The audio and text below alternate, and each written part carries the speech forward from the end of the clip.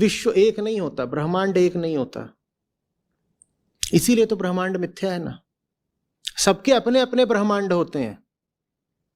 मां को बच्चे के मुख में ब्रह्मांड दिख रहा है, धनी को अपनी तिजोरी में ब्रह्मांड दिख रहा है, राजा को अपनी गद्दी में ब्रह्मांड दिख रहा है। और चूंकि इतने अलग अलग विश्व हैं सबके, इसीलिए ये विश्व आपस में टकराते रहते हैं हमेशा। क्योंकि ऊपर से देखो तो ऐसा लगता है कि यहां दो लोग अगल बगल बैठे हैं, एक ही दुनिया में तो हैं, एक ही दुनिया में और अगल बगल बैठे हैं। ऐसा है नहीं। स्थूल घटना यह है कि दो व्यक्ति कुर्सी पे अगल बगल बैठे हुए हैं, वो एक ही विश्व का हिस्सा है।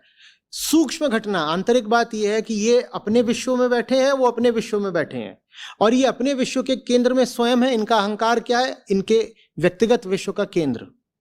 वो जो उनके बगल में बैठे हैं, उनका अहंकार क्या है? उनके व्यक्तिगत विश्व का केंद्र। दोनों की दुनिया ही अलग अलग है। ऊपर से एक है, अंदर से बहुत दूर दूर है। इसीलिए दो मनुष्यों में कभी प्रेम नहीं होने पाता।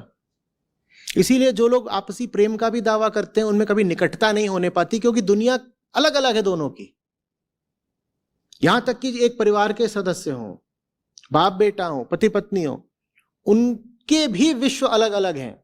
इसीलिए कभी एकता नहीं आ पाएगी, अनेकता ही रहती है। एकता फिर सिर्फ कब आ सकती है? जब आपका व्यक्तिगत विश्व विलीन हो जाए, इनका भी विलीन हो जाए, इनका भी विलीन हो जाए, दोनों का व्यक्तिगत विश्व शून्य हो जाए, सिर्फ तब एकता आ सकती है।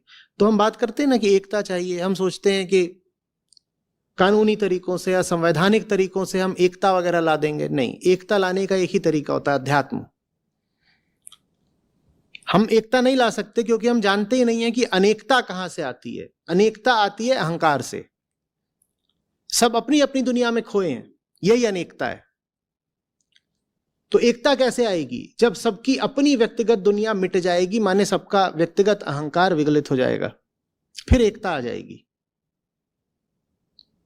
यह सीख है मां यशोदा और बालकृष्ण की कहानी से, और ये बड़ी गहरी सीख है।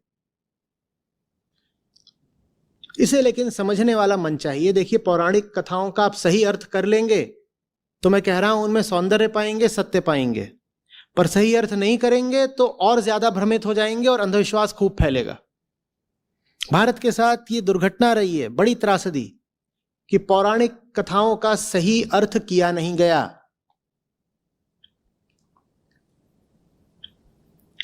समझ में आ रही है बात? और